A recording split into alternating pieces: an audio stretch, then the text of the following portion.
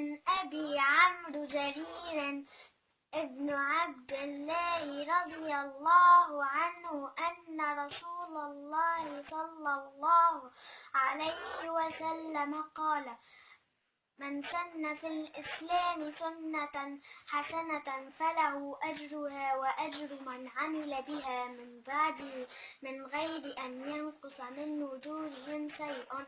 ومن سن في الإسلام سنة سيئة كان عليه وزرها ووزر من عمل بها من بعده من غير أن ينقص من أوزارهم شيء. رواه مسلم. عن أبي هريرة رضي الله عنه قال: قال رسول الله صلى الله عليه وسلم: حق المسلم ست: إذا لقيته فسلم عليه، وإذا دعاك فأجبه، وإذا استنصحك فانصح له، وإذا عطس حمد الله فشمته، وإذا مات فاتبعه، فإذا فحمد الله فشمته، وإذا مرض فعده، وإذا مات فاتبعه. رواه مسلم. ايش معناتها فشمته؟ فحمد الله فشمته، ايش معناتها؟ معناها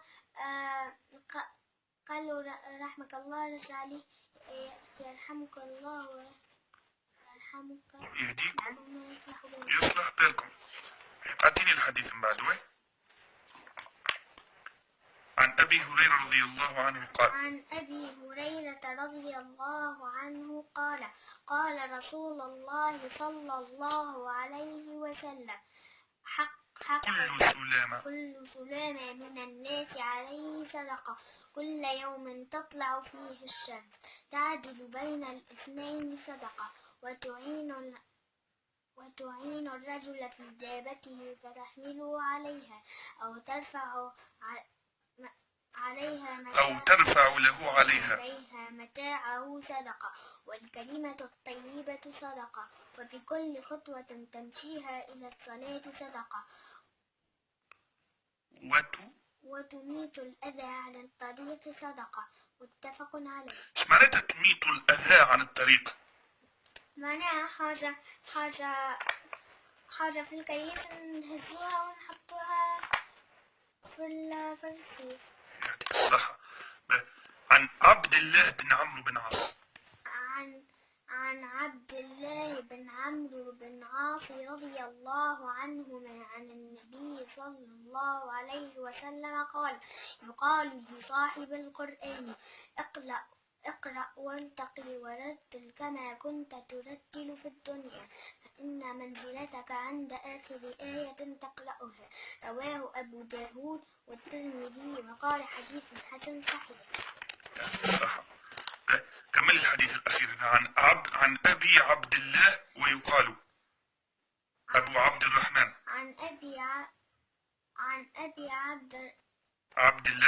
عبد الله ويقال أبو عبد الرحمن مولانا لا، أبو عبد الرحمن ثوبان مولى رسول الله صلى الله عليه وسلم قال: سمعت رسول الله صلى الله عليه وسلم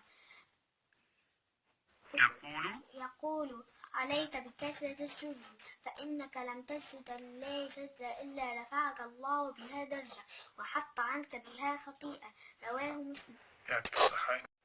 عن أبي عمرو جرير ابن عبد الله رضي الله عنه أن رسول الله صلى الله عليه وسلم قال: من سن في الإسلام سنة حسنة فله أجرها وأجر من عمل بها من بعده من غير أن ينقص من أجورهم شيء.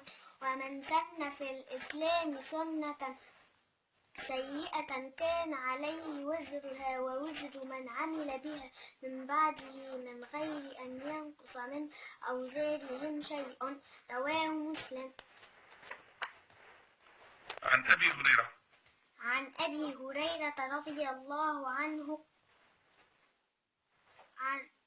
قال: قال رسول الله صلى الله عليه وسلم: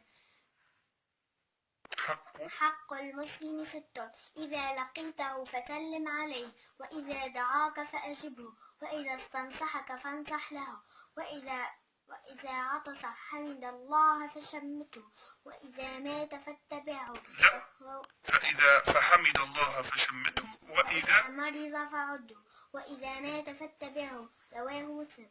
ايش معناتها فشمته؟ فحمد الله فشمته، ايش معناتها؟ معناها قالوا رحمك الله، رجع عليه يرحمك الله ويرحمك يهديكم ويصلح بالك. يصلح بالكم. أعطيني الحديث من بعده. عن أبي هريرة رضي الله عنه قال: عن أبي هريرة رضي الله عنه قال: قال رسول الله صلى الله عليه وسلم: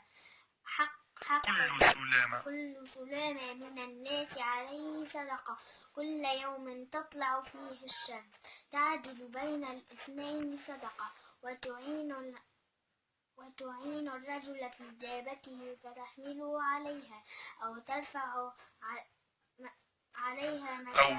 له عليها متاعه صدقة، والكلمة الطيبة صدقة، وبكل خطوة تمشيها إلى الصلاة صدقة، وتميت الأذى عن الطريق صدقة. متفق عليه. ايش معناتها تميت الأذى عن الطريق؟